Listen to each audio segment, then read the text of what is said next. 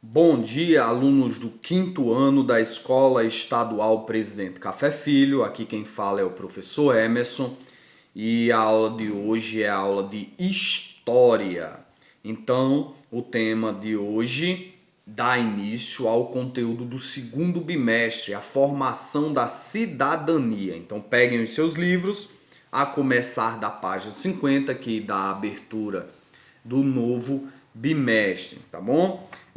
O objetivo nosso desse bimestre inicial é identificar os processos de formação das culturas e dos povos. Então, nós vamos fazer algumas identificações sobre as culturas e os povos que influenciaram na composição dessa cultura.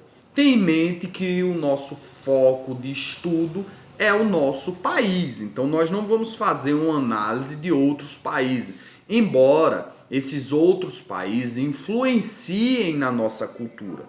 Quem nunca, por exemplo, comeu sushi?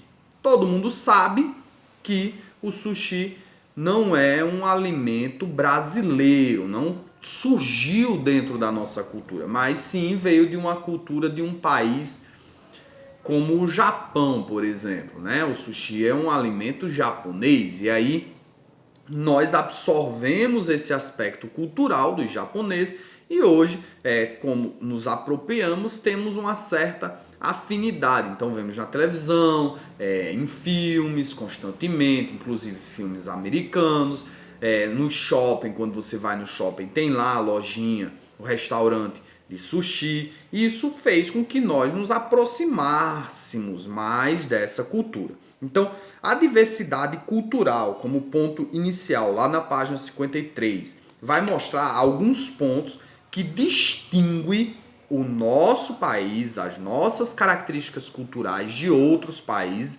ou até mesmo de outras regiões do Brasil. Então, por exemplo, a questão da língua.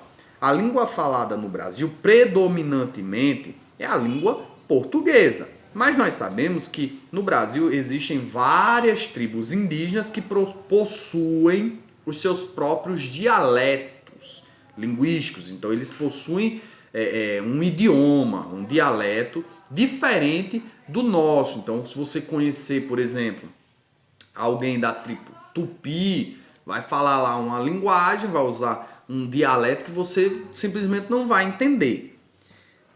Questão também do comportamento, as coisas que são feitas diariamente, ou sobre as ideias políticas. As ideias políticas, elas vão de encontro muito aos seus princípios filosóficos e se diferencia de uma região para outra, ou até mesmo dentro da sua própria casa. Pode ser que você tenha uma visão política diferente do seu pai. A questão religiosa também. A gente sabe que a religião predominante do Brasil é a região católica, o cristianismo. O cristianismo predomina no Brasil, em virtude da nossa colonização. Os portugueses eles eram católicos, então eles catequizaram os moradores a serem católicos. Mas, mais uma vez, em virtude do processo de interação cultural que nós temos, já chegou no Brasil o islamismo, já chegou o budismo e muitas outras religiões, inclusive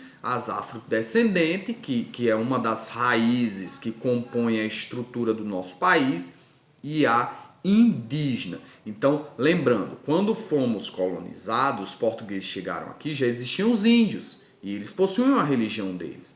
Os negros que vieram e que foram escravizados, eles possuíam a religião deles. E os próprios portugueses, que foram, digamos assim, os protagonistas no período da colonização em relação ao domínio cultural, eles também possuíam a religião deles. Aí você vai ver também a questão da diversidade cultural no que diz respeito à alimentação. A mandioca, um alimento típico dos indígenas. As massas é um alimento típico dos europeus, né? E aí você vai observando, estudando a questão da historicidade da culinária e você vai vendo que existem raízes de lugares diferentes. a questão das festividades. E aí eu vou unir as festividades, as músicas e ritmos. Você pegar o nosso país como um todo, você vai ver que existem vários ritmos musicais, né?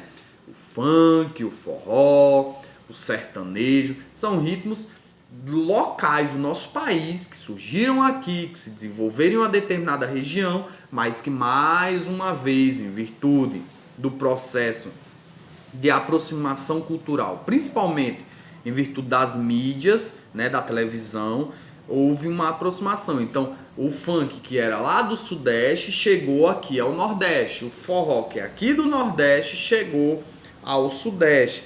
Isso é interessante, é importante que isso ocorra, porque isso amplia o leque de oportunidade das pessoas conhecerem o novo e decidirem aquilo que é mais interessante para si. A questão das construções. Nós temos as construções coloniais, que são tombadas como patrimônio histórico ou do nosso próprio país ou da humanidade. Essas construções receberam a influência europeia. Nós temos as construções indígenas, que têm uma característica totalmente peculiar da cultura deles. Nós temos as construções de taipa, né, de algumas regiões do país mais pobres, que as famílias não têm tanta condição de fazer casas de alvenaria. Temos as construções mais modernas, que são as casas que nós moramos hoje, os prédios, né? Então tudo isso faz parte da diversidade cultural. Os atos diários está muito ligado à questão do comportamento, que eu falei anteriormente, e as técnicas e maneiras de trabalhar. Quando a gente estudou sobre o nomadismo e o sedentarismo, vocês viram que houve uma evolução no processo do trabalho. Isso também ocorreu no nosso país. Então as técnicas e as maneiras de trabalhar, elas evoluíram de acordo com as necessidades e de acordo também com a descoberta de novas tecnologias. Pega o exemplo, eu assisti uma reportagem na internet falando sobre a técnica de fiar, né, para construir o tecido. E antigamente isso era feito à mão, de forma bem artesanal, era lento, era um processo que necessitava de um certo tempo. Isso demandava um recurso maior, porque como demorava muito a se produzir, então o custo para quem ia comprar o tecido era maior. Mas com a evolução, a demanda de mais e mais e mais fez com que as pessoas desenvolvessem uma tecnologia, desenvolvessem maquinários que produzisse mais. Primeiro, no nível da época e até chegar ao nível de hoje, que você vai lá, simplesmente aperta o botãozinho na máquina e o tecido ele é feito em grande quantidade, 24 horas por dia, dependendo da empresa.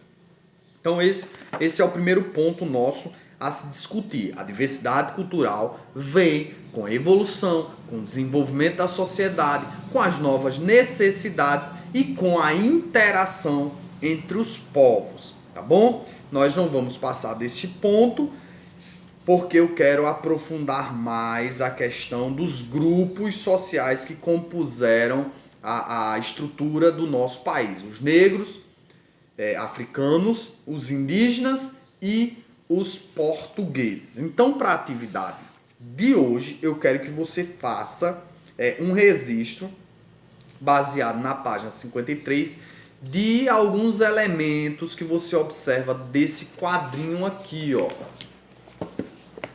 Desse quadrinho aqui. Então você vai ler cada um desses pontos, que inclusive eu expliquei agora, e vai fazer uma listinha de informações para cada quadrinho que você entendeu sobre a linguagem, sobre o comportamento, sobre os ideais políticos, e aí você pode escolher 5, não precisa ser de todos. Você escolhe 5 que vocês acharem melhor e produz essa listinha, tá bom? Então, essa foi a aula nossa de história. Fiquem com Deus e até a próxima aula. Tchau, tchau.